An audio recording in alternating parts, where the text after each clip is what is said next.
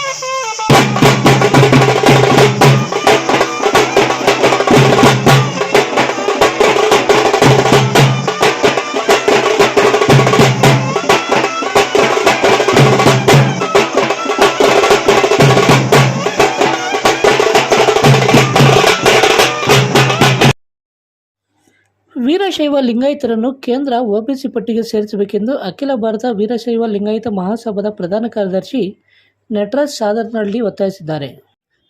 ಅಖಿಲ ಭಾರತ ವೀರಶೈವ ಲಿಂಗಾಯತ ಮಹಾಸಭಾ ಹಾಗೂ ಚಿಂತಾಮಣಿ ಬಸವ ಬಳಗದಿಂದ ಚಿಂತಾಮಣಿಯಲ್ಲಿ ವಿಶ್ವಗುರು ಬಸವೇಶ್ವರರ ಜಯಂತಿಯನ್ನು ಅದ್ದೂರಿಯಾಗಿ ಆಚರಣೆ ಮಾಡಲಾಯಿತು. ಬಸವ ಜಯಂತಿ ಅಂಗವಾಗಿ ಚಿಂತಾಮಣಿ ನಗರದ ಕೆಎಂಡಿ ಕಲ್ಯಾಣ ಮಂಟಪದಲ್ಲಿ ಚಿಂತಾಮಣಿ ತಾಲೂಕು ಬಸವ ಬಳಗದಿಂದ ಹಮ್ಮಿಕೊಂಡಿದ್ದ ಬಸವಣ್ಣನವರ ಜಯಂತಿ ಕಾರ್ಯಕ್ರಮದಲ್ಲಿ ಅಖಿಲ ಭಾರತ ವೀರಶೈವ ಲಿಂಗಾಯತ ಮಹಾಸಭಾದ ಪ್ರಧಾನ ಕಾರ್ಯದರ್ಶಿ ನಟರಾಜ್ ಸಾಗರನಹಳ್ಳಿಯವರು ಪಾಲ್ಗೊಂಡು ಬಸವಣ್ಣರವರ ಭಾವಚಿತ್ರಕ್ಕೆ ಪುಷ್ಪ ನಮನ ಸಲ್ಲಿಸಿ ದೀಪ ಬೆಳಗಿಸುವುದರ ಮೂಲಕ ಕಾರ್ಯಕ್ರಮವನ್ನು ಉದ್ಘಾಟನೆ ಮಾಡಿ ಮಾತನಾಡಿ, 12ನೇ ಶತಮಾನದಲ್ಲಿ ಜಾತಿ ವ್ಯವಸ್ಥೆಯ ವಿರುದ್ಧ ಹೋರಾಟ ನಡೆಸಿ ನವ ಬದುಕನ್ನು ಕಟ್ಟಿಕೊಟ್ಟ ಸಮಾಜ ಸುಧಾರಕ ಬಸವೇಶ್ವರರ ತತ್ವ ಸಿದ್ಧಾಂತಗಳು ಸರ್ವಕಾಲಕ್ಕೂ ಸಲ್ಲುತ್ತದೆ. ವೀರಶೈವ ಲಿಂಗಾಯತ ಕುಲಬಂದವರು ತಮ್ಮ ಮಕ್ಕಳಿಗೆ ಉತ್ತಮ ಗುಣಮಟ್ಟದ ವಿದ್ಯಾಭ್ಯಾಸವನ್ನು ಕೊಡಿಸುವುದರ ಮೂಲಕ ಆ ಮಕ್ಕಳನ್ನು ಸಮಾಜದಲ್ಲಿ ಉತ್ತಮ ಪ್ರಜೆಗಳನ್ನಾಗಿ ಮಾಡಬೇಕೆಂದರು. ಇನ್ನು ಕಾರ್ಯಕ್ರಮಕ್ಕೂ ಮೊದಲು ಸ್ತಬ್ಧಚಿತ್ರಗಳ ಮೆರವಣಿಗೆಗೆ ಪ್ರವಾಸಿ ಮಂದಿರದ ಬಳಿ ವಿಶೇಷ ಪೂಜೆ ಸಲ್ಲಿಸುವುದರ ಮೂಲಕ ಚಾಲನೆ ನೀಡಲಾಯಿತು. ಸ್ತಬ್ಧಚಿತ್ರಗಳ ಮೆರವಣಿಗೆಯಲ್ಲಿ ಮೂಡಿಬಂದ ಆಕರ್ಷಕ ವೀರಗಾಸೆ ನೃತ್ಯ ನೋಡುಗರ ಗಮನ ಸೆಳೆಯಿತು. ಈ ಸಂದರ್ಭದಲ್ಲಿ ಚಿಂತಾಮಣಿ ತಾಲೂಕು ಬಸವ ಬಳಗದ ಅಧ್ಯಕ್ಷ ಕೆಎಂಡಿ ಮಂಜುನಾಥ್, ಉಪಾಧ್ಯಕ್ಷ S Suresh, BN Basavaraj, S Shivakumar, ಶಿಕ್ಷಕ ಮಂಜುನಾಥ್, ನಟರಾಜ್ ಸೇರಿದಂತೆ ಎಲ್ಲ ವೀರಶೈವ ಲಿಂಗಾಯತ ಕುಲಬಾಂಧವರು ಮತ್ತಿತರರು ಉಪಸ್ಥಿತರಿದ್ದರು.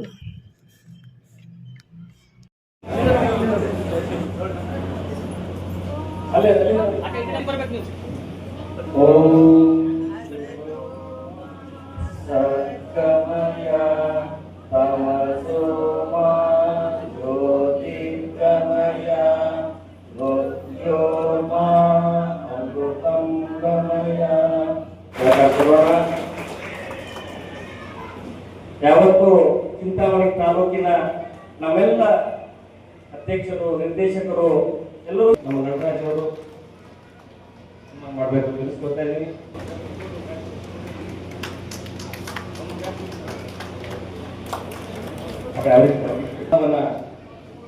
ಶಿವಭಕ್ತ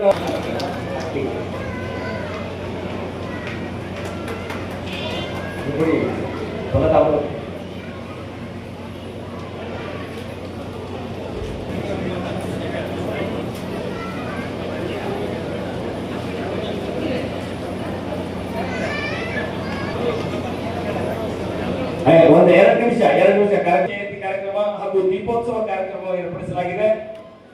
ತಾವೆಲ್ಲ ಬಂಧುಗಳು ದೇವರ ಕೃಪೆಗೆ ಪಾತ್ರರಾಗಬೇಕೆಂದು ಉಳಿಸಿಕೊಳ್ತಾ ಇದ್ದೀನಿ.